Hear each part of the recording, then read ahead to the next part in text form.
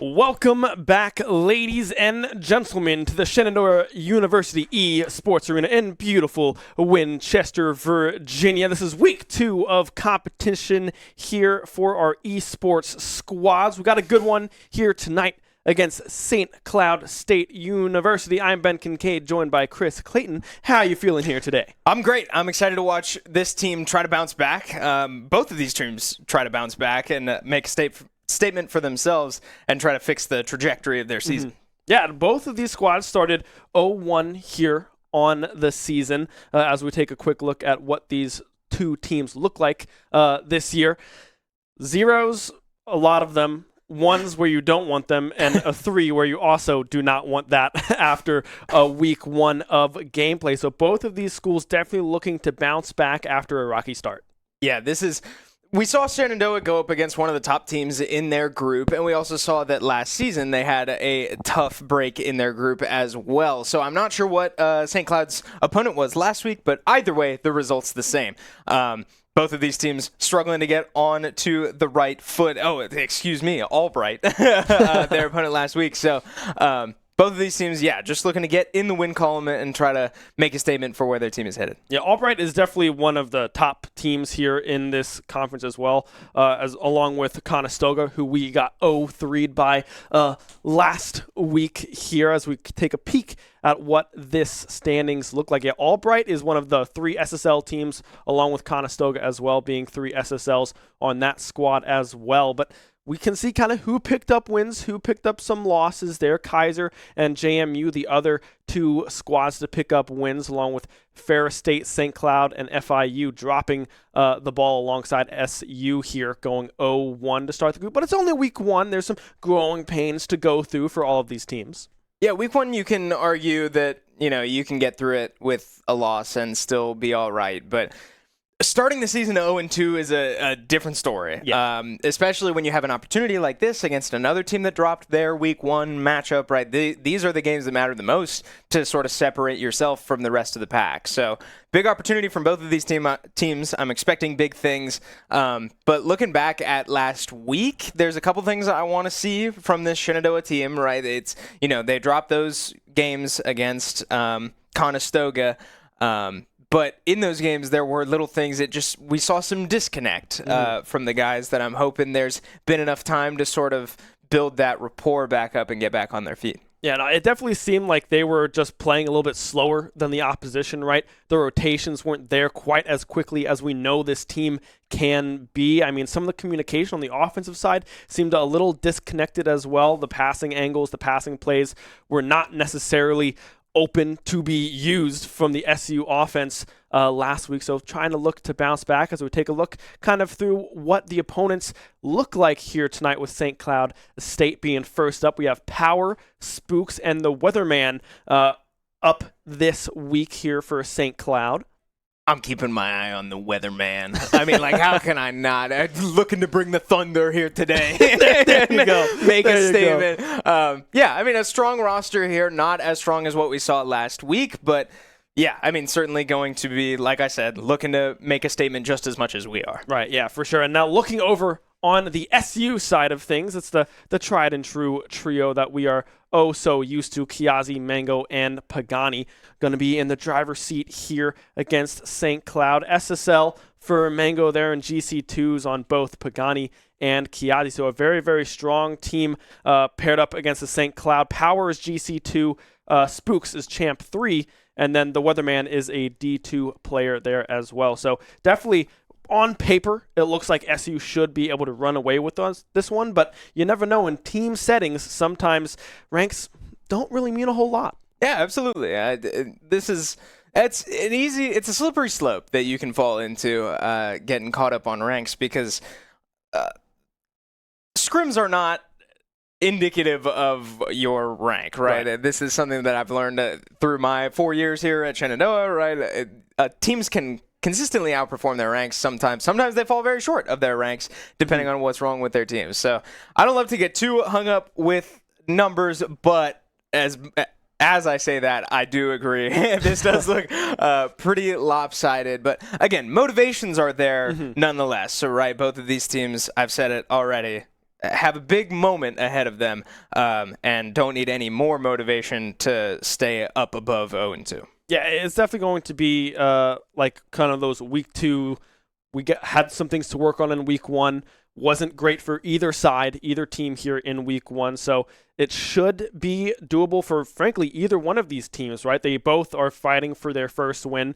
They have a plan with a little bit of a chip on their shoulder, just trying to punch through to kind of that middle standing part of the group, or possibly tie people up in first, right? If some big school like Conestoga or Albright drops this game this week, being able to tie that one up and get some game tying kind of plays if they take more maps or whatever it may be here today. So we'll have to see what school comes out on top, but it is going to be a close one. Right, yeah. You and I hear this all the time coming from traditional sports. So, right, you never know how your team is going to do week 1, but now that's behind you, and you've had an opportunity to look back at it, learn from it, apply what you've learned from it to your game now, and now's your opportunity to showcase that. So, again, big moment on the line here, but I'm excited to see what our team has to display today, because historically this team does tend to improve quite a bit over the course of the year. Yeah, and I know last week there was some technical issues with Mango's PC in particular, so he wasn't able to sit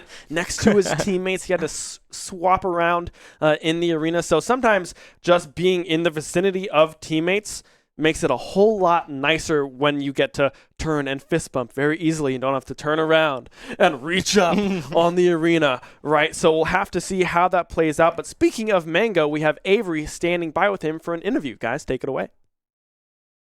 Thank you guys in the back. Chris and Ben always doing a fantastic job. Welcome to the Shenandoah Esports Arena. My name is Avery, and joining me is none other than Mango to bring us some words for the action that you're about to see tonight. The Shenandoah Rocket League team, how have they been feeling over the past 2 weeks? We felt pretty good. You know, got that first week loss due to some unforeseen circumstances, right? Had some PC issues, but that's nothing to blame it on. Looking to bounce back this week, looking to, get the ball moving, get the passes flowing, get the comms up, get the vibes up. So that's about it. That's what we love to hear, Griff. And I want to ask you, with that week 1 loss, how does that affect the team's mentality going into the rest of the season? Because you guys are known for doing a lot of really great improvements, and going against a really tough team at the beginning, it can mean a multitude of things. It can mean that it gets your team really locked in for the sister. It can mean that it can be a bit discouraging at times. As the captain, it's up to you to kind of manage those emotions. How does that look like for you? I mean, it's really not that hard, because we looked at the opponent that we were facing, and we were like, okay, this is definitely one of the top 2, top 3 teams in our entire bracket. So going into that, we were like, all right, if we lose, it's whatever. What can we take away from this experience? Luckily, we kept the games pretty close. I felt like they weren't extreme blowouts or runaways. So moving forward, I think as the captain, I want to just keep everyone's comms up, keep everyone's vibes. I think that's the biggest thing, because if the team is in a good mood, we're playing good. So that's the biggest thing. Yeah, the mood is always a big factor for you guys. It seemed like as that last week's set was moving on, you guys did really improve the game as time went on, so it's great to see those improvements. Does that increase your confidence even more going into today's matchup, or is there anything further you want to say about specifically tonight's match that you're excited for? I wouldn't say there's anything in particular. We're just looking to bounce back and have a good game, put on a good show for everybody. So that's about it. That's what we like to hear, Mango, so thank you so much. I hope you guys have enjoyed the interview. We got a lot of Rocket League action coming up. You're not going to want to miss any of it. Be sure to watch out for Griffin and Mango, because he's about to score a lot of goals. I have a sneaking suspicion of that. Back to you guys in the back.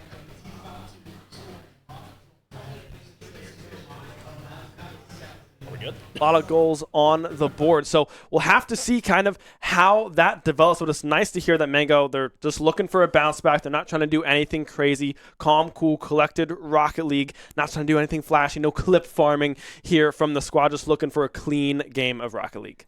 Yeah, we'll see. I hate to be that guy. Yeah, we'll see how it plays out. But truly, I did like what I heard. What I've been talking about so far in this pregame, a lot about mental, a lot about this moment. I liked hearing Mango say that, knowing where your feet are, right? Knowing where this team stands going into last week, knowing that team was incredible. And they were very strong on all sides of the ball. And while you play to win every game, that's certainly not what I'm implying that, they...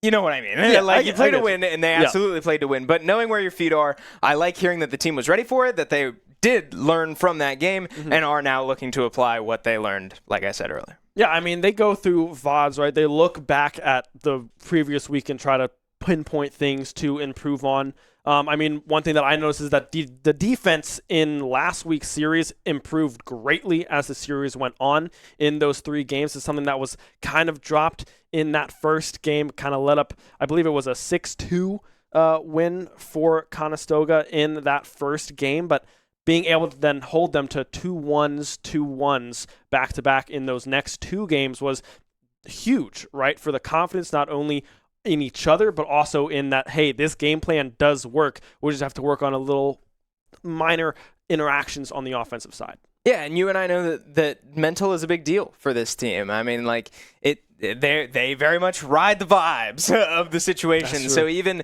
in a losing situation, being able to take things away from the game, to be able to isolate certain aspects of the game and improve on them, I think goes a long way. And so as we take our last look at the players before eventually getting into game here soon, yeah, it's exciting that they maintained high spirits, that they improved over the course of the series, let alone, of course, of the year, right? I said it earlier that this team historically tends to improve quite a bit. But even, you're right, the fact that we saw that over the course of a 3-game series, I think is very encouraging for where this team is headed. Yeah, I mean, they're capable of mid-series fixes, and that is huge in a game like the halftime adjustments. And in a game like Rocket League, with how fast this game moves, being able to pinpoint things that possibly didn't go right in game 1 or game 2 and improve them right off the bat in a game 3 is very, very valuable in a game like this, because you really don't have a whole lot of time to be seeing the improvements with just a 5-minute clock. So we will have to see how this series goes. But as we go through the fly-in, it looks like we are getting ready to kick off. And it looks like we are, as Kiazi is the one to pick it up off of that kickoff. And it's Blooper Duper instead of Weatherman in the game here for St. Cloud State as well. Power and Spooks will be there, but Blooper Duper, a mix-up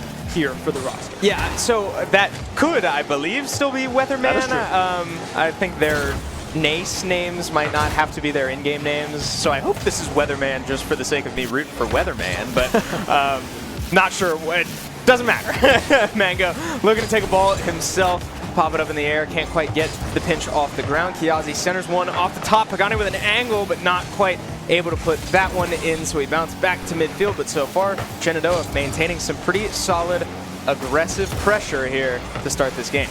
Yeah, Blooper able to get back in time on the backflip. Kiazi did have an angle. We just did get word that is Weatherman. Shout out Weatherman. Is the Weatherman. He is here.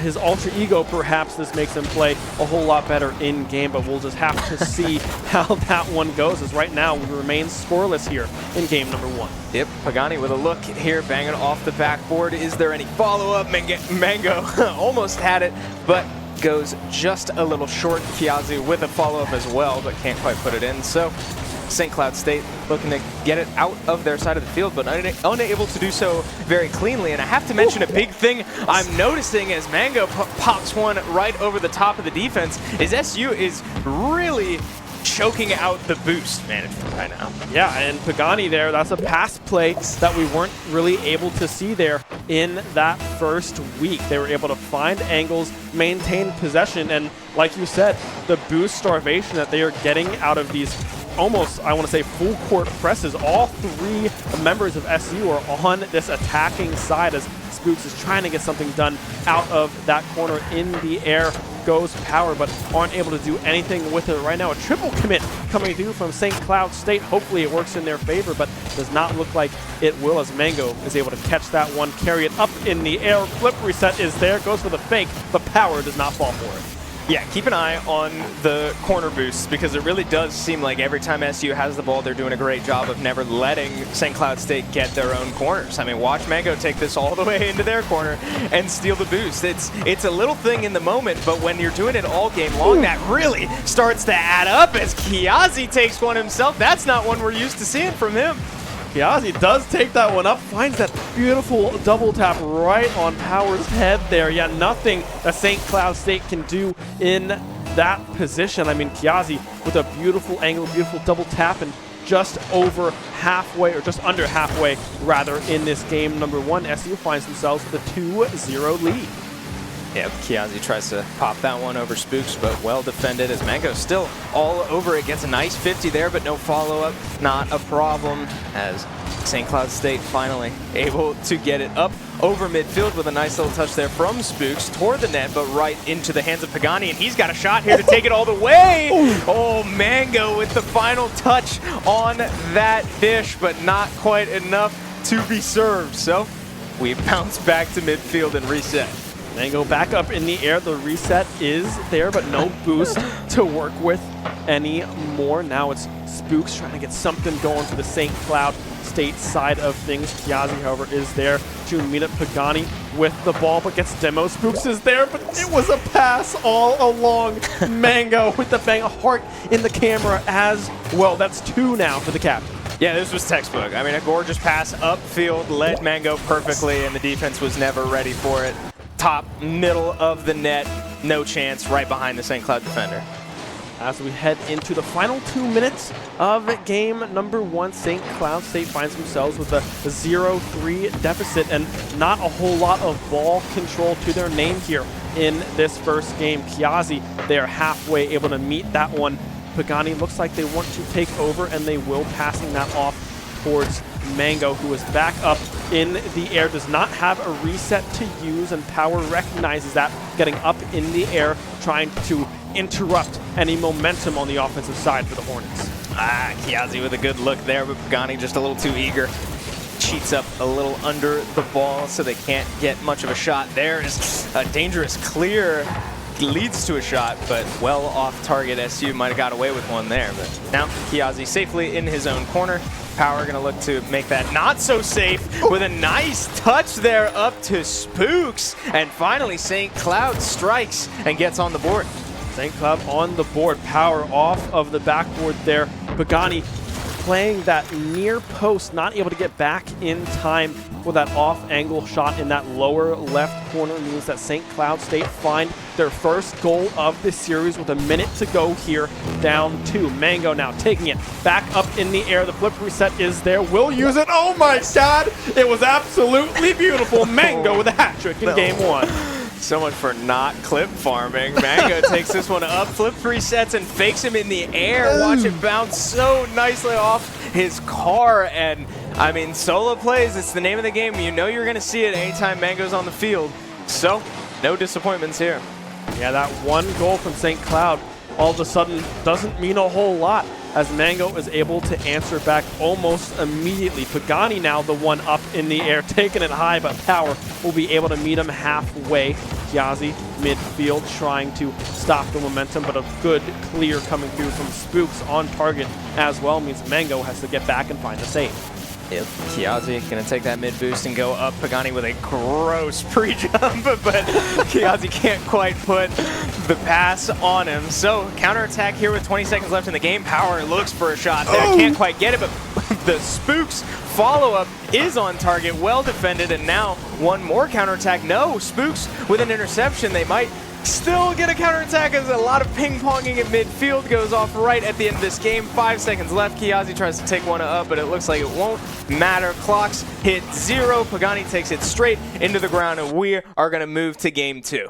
I mean, absolute masterclass of rotation speed coming through from SU, and frankly, just ball control as a whole. There's not a whole lot of possession time on the side of St. Cloud in this first game. SU was all over the place, not letting St. Cloud breathe one bit. Yeah, they looked great on a lot of the things that we said we wanted them to look great on. You said it, sort of time of possession. I know that's not a real stat in Rocket League, but like right. it is a measurable factor of the game, and SU certainly controlled it a lot more than they did last week, so that's a major improvement, as well as, yeah, coordination. That was a big thing that we wanted to see more of last week, more team plays that, you know, last week Conestoga was all over. This time around, not so much. SU able to find their own successes where they needed to. Yeah, and the other nice thing that we saw on the offensive side was passing plays, right? We saw 2 passing plays connect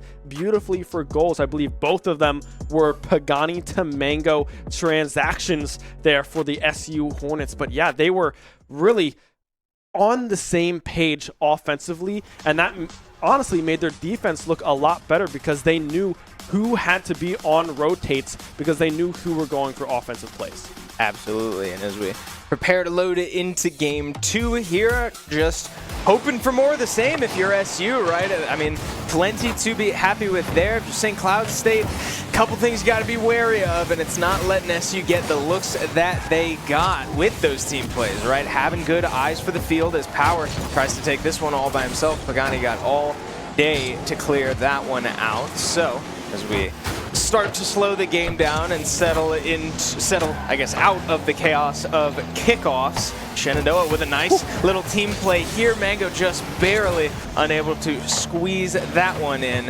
And Kiazi now just looking to play Disruptor.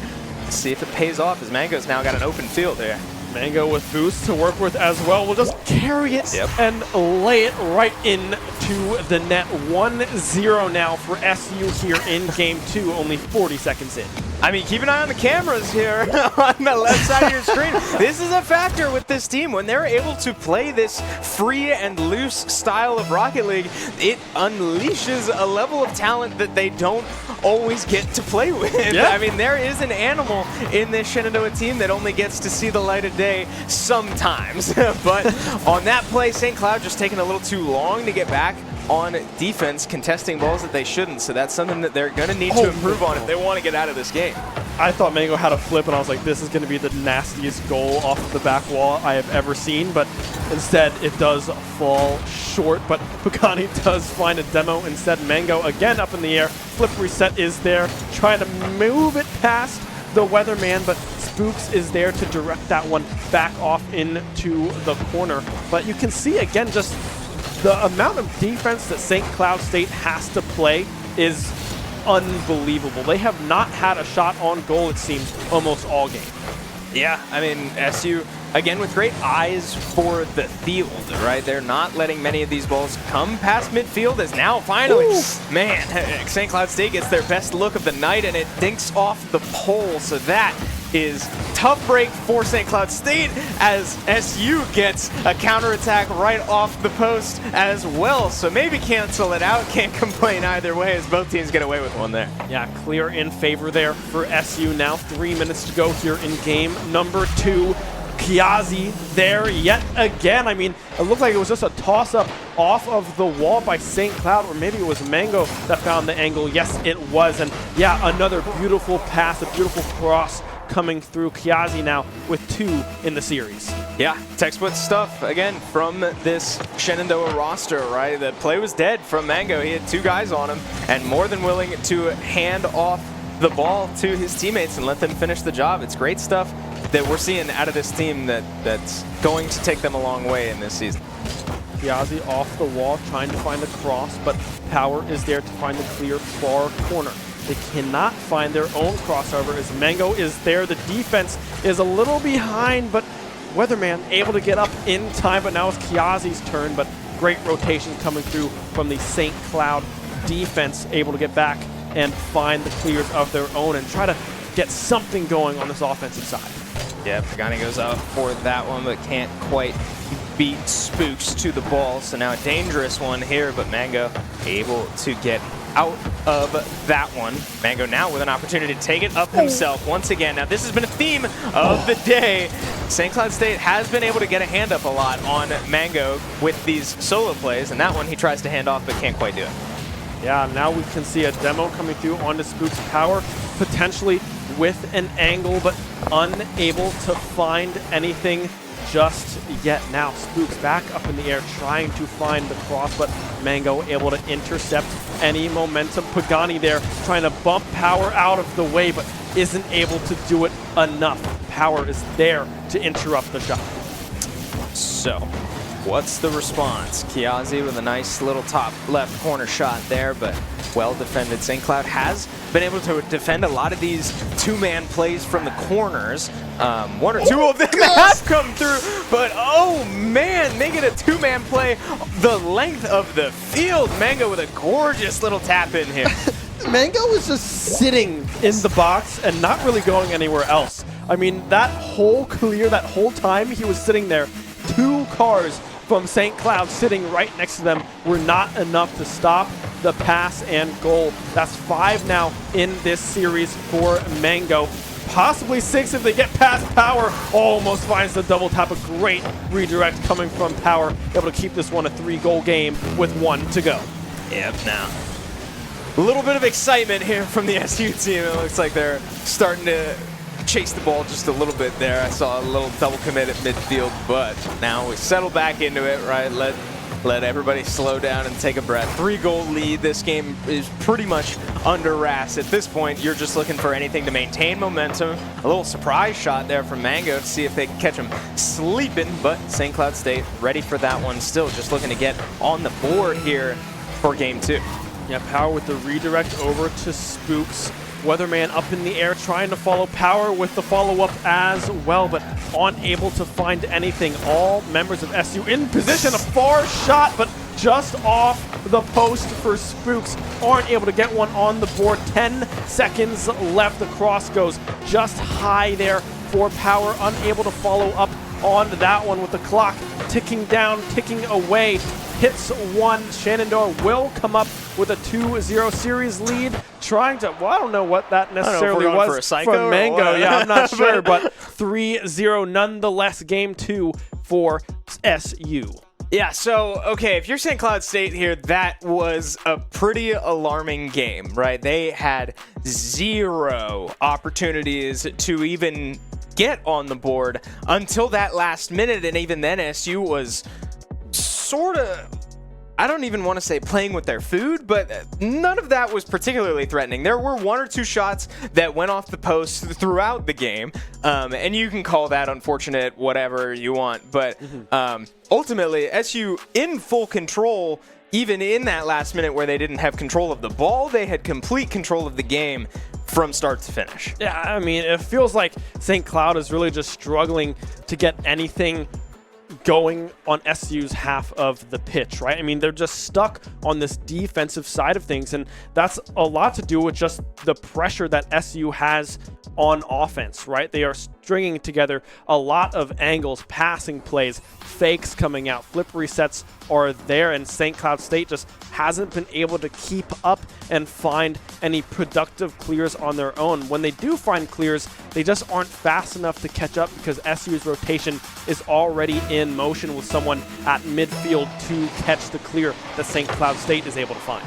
Yeah, so what has been working for St. Cloud State has been contesting these one-on-one plays. When Mango or sometimes someone else on SU decides to try to take a shot up and make a single play, St. Cloud State has disrupted a majority of those plays. But what happens is SU is more than ready to send another man and play the rebound and set up a play off of it. So what we need to see from St. Cloud if they want to play around this situation is you got to be ready for those 50-50s. When Mango's taking the ball up in the air and you're going up and successfully contesting it, like right here. Oh, but Kiazi with a great bump there. Nobody in the air, but Mango lets it drop, runs out of boost. So St. Cloud State with the idea, but it almost looked like Shenandoah was ready for it with a bump there. Yeah, that was a huge demo onto Spooks, but just not fast enough in the air to capitalize on it. A potential pass coming through to Kiazi, but intercepted by St. Cloud. And Weatherman getting a little aggressive there, trying to just bury that one. That one goes just off target as well from Spooks, but St. Cloud looking much better offensively here in game number 3. All Power with a huge stop there on that cross. Yeah, that would have been crazy if that worked. But again, I mean, what we're seeing, St. Cloud State is making a point to never let Mango have control of the ball for more than a second and a half, 2 seconds. So while that's working, it's not going to put goals in the net for you. So Mango here takes one the length of the field and nobody able to get there in time as Mango had some serious speed off the ground here. Nice little setup touch there to start. Yeah, it looked like Weatherman was going to be able to get there in time, but Spooks missing that one. puts Weatherman in an awkward position because you think that this ball is going to have a little slight touch from Spooks there in midfield, that you have some time to go and get some boost, but there was no contact, which means Mango has a free avenue on the ground to take that one into the net. Weatherman there again with a save. Kiazi trying to find the cross, will do so, but Mango not there. Maybe just a little bit too fast on that shot coming through from Mango, but still nonetheless have firm control. No. The backflip! Not able to get it done. Mango again with their 7th goal of the series. I mean, this is great ball placement. Mango puts it right behind Power, right between 2 defenders. First guy might not have had a chance at it. I couldn't see from that perspective, but Power just trying to catch the front post there. Mango puts it right behind him. That feels awful when you're playing Rocket League. Yeah, now we see Power up in the air, trying to get something going for the St. Cloud State offense, but unable to do so. A whiff coming through, but Spooks there in time to find the save. Keeps this one a 2-score game as we approach halfway through game number 3. This is match point, series point here, with SU being up 2-0 in the series. Pagani goes past the ball on that one, but Spooks, thankfully for SU, unable to corral that one into the net. So SU able to slow the game down and control the ball. Once again, Kiazi going up the wall, but with exactly 0 boost to work with. Won't hold on to it for very long. Pagani now with an opportunity to try to set up Mango. Can't quite do it, so it's Mango with the setup. Kiazi with the shot, but Power able to at least be a body in the way on that one. So good defense so far from St. Cloud State. Mango with no boost trying to, bumps Kiazi there as well. A triple commit coming through from SU, but they're already back on defense. Now Power up in the air, going for the double tap, but won't be able to find it. Kiazi able to find the redirect, the save, and now with an open net. Power, can you get there? No, you cannot. Mango with 8. It's the little things. It's these little fundamentals that Mango is just playing so well. The patience, the awareness, knowing where the enemy players are. I've said it a couple times. Eyes for the field are a big deal in team games like this. Mango just able to, while the ball was passed to him, that is completely a solo play, just faking out that defender. Kiazi goes up, can't quite put it in, but Mango able to finish the job on this one. Kiazi trying to find his first goal of the series, but can't find the angle, but Mango is there instead. That's 9 goals now on Mango, so we will have to see where this goes further, but right now SU is up 4-0 with 1.5 to go. Yeah, scary stuff. If you're St. Cloud State, they have not scored since game 1, and with only 90 seconds left in this game, needing 4, and with the way SU is playing, we said it in the pregame, they tend to get better over the course of the season. Pagani willing to let that one go to Kiazi. A great decision, but ultimately not enough to get a goal as Mango takes this one himself. Well defended by the crossbar. And now SU again just playing around, looking for whatever opportunities they can get to maybe find another one, or at least keep the ball out of St. Cloud's hands. Yeah, and I did misspeak. Kiazi does have 2 goals on the series as Pagani that is still looking for their first goal, but instead we'll find a beautiful pass to Mango. Shot on goal. Kiazi with a follow-up, but another dink from his shot. Mango coming through yet again. Make it 10 on the series. Pagani just sitting back and watching. Look at the boys on the left. You know they were all making fun of Kiazi there. Probably had 2, maybe even 3 opportunities to put that one in. Can't do it. Mango finally comes in to help this poor child get on the board. 40 seconds left in the game. Spooks now trying to get something going for St. Cloud. Does find some dribbles through there, but it's like you said, no boost. Can't get anything done. 5-0, 30 seconds left. St. Cloud, what can you do here in these last few seconds? Yeah, we'll see just any type of momentum you can take into next week, right? This game is certainly under control for SU. This series is certainly under control for SU, but you'd like to end on a high note if you're St. Cloud State, but right now SU playing the same game they've been playing all day, which is suffocate levitating. I mean, this ball has hardly crossed midfield as Mango takes one more up for himself. Pagani tries to finish the job, but can't quite do it that time around. We have a winner, Shenandoah, with a very clean 3-0 victory. Yeah, in that game, Mango had 13 shots on target. 5 of them went in. Unbelievable performance from all members of the SU Hornets there. Take a commanding 3-0 series win against St. Cloud State. Yeah, I mean, you guys can't see it right now, but we got to see the final scoreboard of the game. That last game, St. Cloud State had 2 shots on goal. Mango alone, you said it had 13 Yeah. alone as an individual. I mean, that is a problem, but SU, I mean, controlling the ball, right? Creating this situation for themselves. This is not fluky stuff. They played a great game. They played for control of the ball and got exactly that. Yeah, I mean, they were all over. Oh, yeah, look at the cameras there. I believe that's by Kiazi there. Blackout with jersey, the, baby. Oh, yeah, look at the apple blossom in the background. Oh, yeah, look at that. Beyond Gaming there as well. The SU logo. Yep, there's Kiazi up in the upper left there. Yeah, great day to be a Hornet indeed. A 3-0 victory. And now advancing 1-1 up in the group, which is frankly not a bad place to be in week 2. Yeah, not at all. And again, a big moment for this team, right? a big fork in the road between 1-1 and 0-2. So I don't have the exact stats in front of me, but I know, they talk about it all the time in traditional sports. Here I am on my traditional sports tirade. 0-2 teams don't tend to have great odds of finding late season success. So a great thing to avoid, a great win under their belt, and something they can certainly take into the rest of the season. Yeah, I mean, a great bounce back from the squad here, answering an 0-3 with a 3-0 of their own. So, yeah, and props to everyone in SU's cars, right? I mean, you got Pagani with plenty of assists. Defensively was always there when SU needed him. Kiazi assisting Mango a lot of the time on the offensive side of the ball, and Mango being able to finish off the plays in style. 10 goals for the captain of the Hornets, looking super, super good moving into week 3. Yeah, I said it during the game, right? St. Cloud State was doing a good job of contesting Mango when he was playing on his own. The big difference was Pagani and Kiazi were finding him in great spots, finding not very large holes in the defense to pass Mango the ball, and a few times the other direction as well. Mango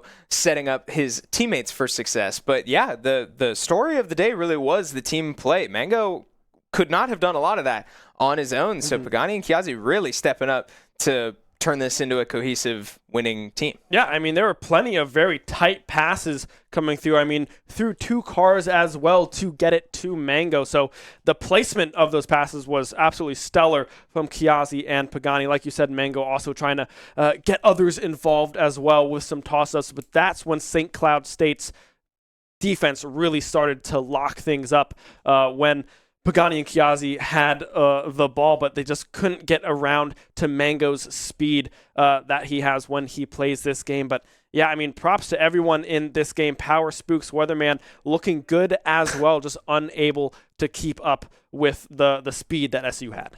Yeah, so we have just been told that we will have an interview for you soon with our player of the series, but fun little twist here. Our interviewer that you saw earlier on the stream, I believe, is competing right now for another league. Avery, or as some of you know him as Igloo, is currently playing Smash Brothers right now. So we'll have our player of the series coming back here very soon, but we do have a player of the series that we need to take a look at. Let's take a quick peek at what that player of the series might be. Oh, shocker, it's Mango. 10 goals, 26 shots on target from the man himself. Only 2 assists. Now you might say like, oh man, you're not really helping out your team that much. Only 2 assists, you're not passing the ball. Well, he made 10 of them. So not too shabby from the captain himself. So yeah, great stuff all around from the squad. Yeah, cannot complain about that. And now we have the man himself here. You're on camera now. Oh, nice. Hi, Griff. Hello. Well, how you feel? What did you see out there? What's sort of on your mind right now? Well, I'll tell you what. We won. So True. in the grand scheme of things, that's great. I love that part of it. But it was really interesting because like I'm really glad that this week we didn't have an opponent that we had to super like lock in and prepare for because Wyatt is dealing with a sickness right now. Oh, that's true. He did not talk the entire series. I didn't even think about that. He did not calm a single thing because his throat is just killing him. He was like, you would hear the occasional like, I'm up, and it was just like, you couldn't really tell what he was saying.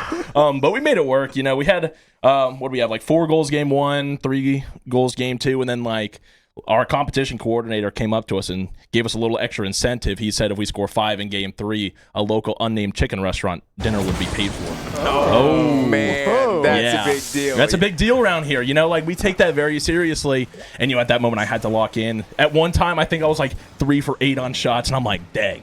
This is not going well. Yeah, we're looking back right now at your goals throughout this series. I mean, some of these were very impressive, but you had some serious lobs from the boys. Oh, yeah. I mean, like, the amount of times that, like, the fellas just said, you know what, you're down there somewhere. And it's like Russ throwing to Malik Neighbors. I mean, you're just looking for someone out there that can get the job done. Like, that's just what I try to do for the team. Look at this one. Dink. That's in the net. That's what I was saying. It was like, that was an absolute dot from Kiasi. Dude, just right the guy to was you. bumping me on the goal line, and I was just like, you know what?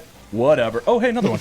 But like, yeah. I mean, what was I, like 10 for 26 on the night? I believe so, yeah. 10 for 26. I don't know what the percentage is 42 on that one. 42. Maybe 38. All right. Wow, that's a horrible shootout. I'm not sure. Yeah, I know what 10 out of 20 is, but 10 out of 26 when you added some new numbers in there. Yeah, not able to do that. 38% shooting. It was 38. Not too bad. Wow. Wow. Let's put that out.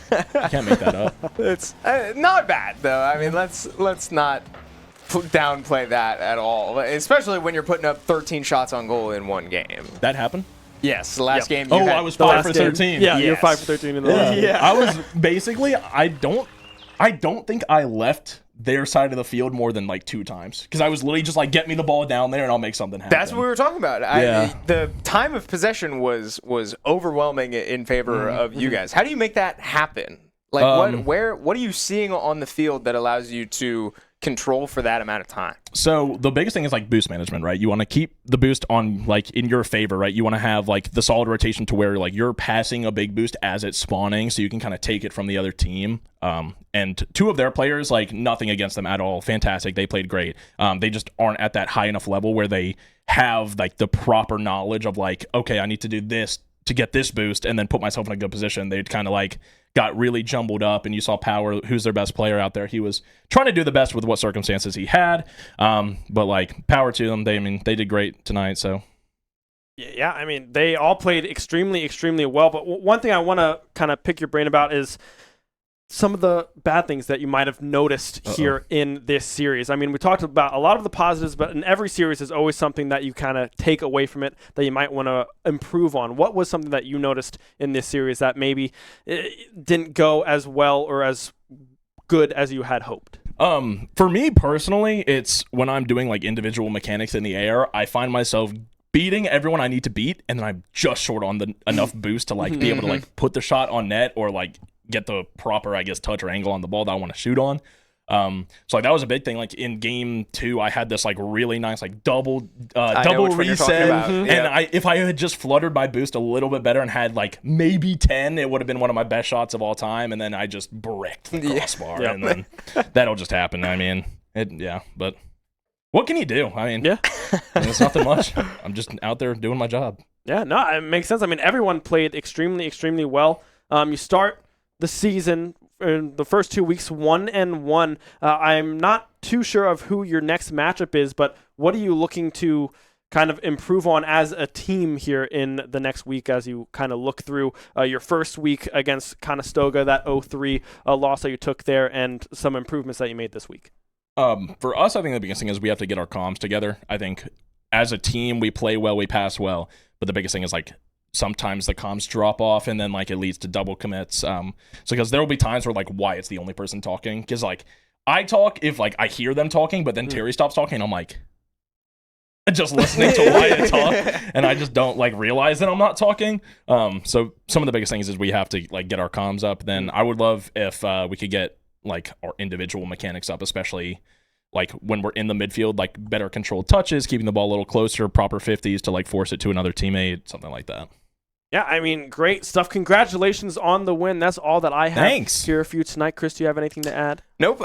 Team looks good. Congratulations to you on being series MVP in that one, and hope to see even more improvements going into next week. Awesome. Yeah, well, congratulations on the win here this week. That'll be everything for us here today. We do have some stuff going on Thursday. We have our Super Smash Bros. Team competing in their Varsity Premier League as well, coming off of a very, very close 2-1 victory against FIU last week. They have a good one coming up on Thursday, so hope to see you guys there. Drop a like, drop a follow wherever you guys are watching, and we will see you next time.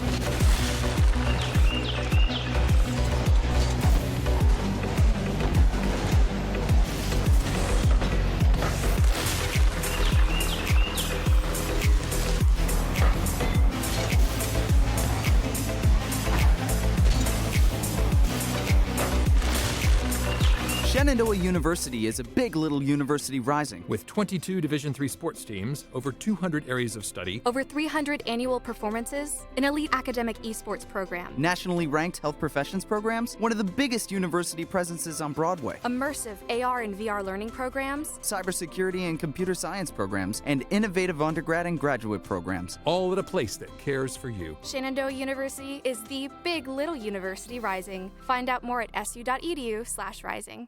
We have the Esports Arena right here on campus in Winchester, Virginia, and this facility acts as the hub for all esports activity at Shenandoah University. Students are able to use this space not just for competition and practices, but also as a living learning community and a sandbox for them to come and explore and practice and try out things related to and through esports in the gaming industry, so that they're getting that hands-on learning and the skills necessary to help them find a career by the time they graduate. We also have the professional level broadcast production booth, where we do all of our broadcasting and production, from casting of our games that we play right here on campus to working with outside entities to record footage for them as well. In addition to the space that we have here in the Esports Arena is the Esports War Room. Our students get to use that space for studying, but also outside projects. So our students get to use this space for professional development and the academic side of our esports program, which is such a critical component to go with that competitive element that we have. So we combine all of our facilities at Shenandoah University with competition, community, and career preparation. We have over 250 days of programming, and there's something for everybody, and we want you to be part of it.